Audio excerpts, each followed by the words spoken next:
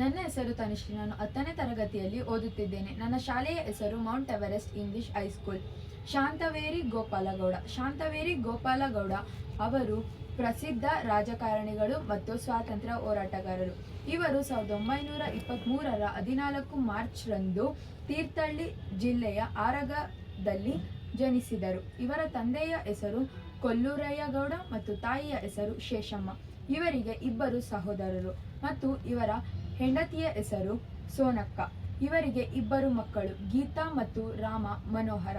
ಇವರ ಪ್ರಾಥಮಿಕ ಶಿಕ್ಷಣವನ್ನು ಆರಗದಲ್ಲಿ ಮತ್ತು ಮೆಟ್ರಿಕ್ಯುಲೇಷನ್ ಶಿಕ್ಷಣವನ್ನು ಶಿಕಾರಿಪುರದಲ್ಲಿ ಓದುವ ಸಂದರ್ಭದಲ್ಲಿ ಇವರು ಸ್ವಾತಂತ್ರ್ಯ ಚಳುವಳಿಯಲ್ಲಿ ಭಾಗವಹಿಸಿದರು.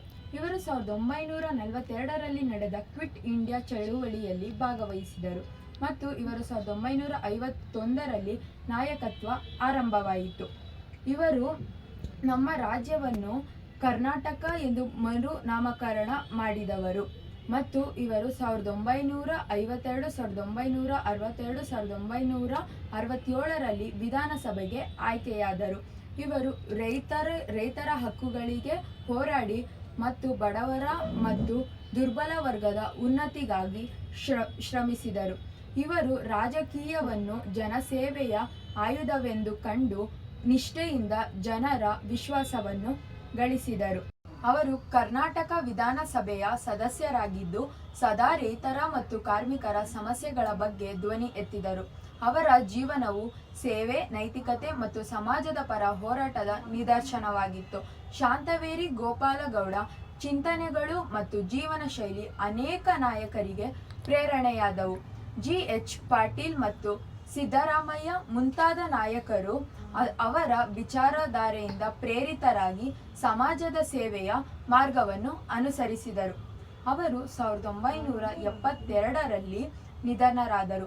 ಆದರೂ ಅವರು ಮಾಡಿದ್ದ ಜನರ ಸೇವೆ ಮತ್ತು ಅವರು ರೈತರಿಗೆ ಮಾಡಿದ ಸಹಾಯ, ಅವರ ಸಮಾಜ ಸೇವೆ ಮನೋಭಾವ ಮತ್ತು ಆದರ್ಶಗಳು ಇಂದಿಗೂ ಜನಮನದಲ್ಲಿ ಜೀವಂತವಾಗಿದೆ. ಬಗ್ಗೆ ಹೇಳುತ್ತಾ ಹೋದರೆ ಗಿರಿ ಶಿಖರದಷ್ಟಿದೆ. ನನ್ನ 2 ಮಾತುಗಳನ್ನು ಆ ಸಾಧಕರ ಬಗ್ಗೆ ಹೇಳಿ ಮುಗಿಸುತ್ತಿದ್ದೇನೆ. ಧನ್ಯವಾದಗಳು. ನನ್ನ ಹೆಸರು ತನುಶ್ರೀ. ನಾನು 10ನೇ ತರಗತಿಯಲ್ಲಿ ಓದುತ್ತಿದ್ದೇನೆ. ನನ್ನ ಶಾಲೆಯ ಹೆಸರು Mount Everest English high school. Shantaveri Gopalagowda. Shantaveri Gopalagowda ಅವರು ಪ್ರಸಿದ್ಧ ರಾಜಕಾರಣಿಗಳು ಮತ್ತು ಸ್ವಾತಂತ್ರ್ಯ ಹೋರಾಟಗಾರರು. ಇವರು 1923ರ 14 ಮಾರ್ಚ್ರಂದು ತೀರ್ಥಹಳ್ಳಿ ಜಿಲ್ಲೆಯ ಆರಗದಲ್ಲಿ ಜನಿಸಿದರು. ಇವರ ತಂದೆಯ ಹೆಸರು ಕೊಲ್ಲೂರಯ್ಯಗೌಡ ಮತ್ತು ತಾಯಿಯ ಹೆಸರು ಶೇಷಮ್ಮ.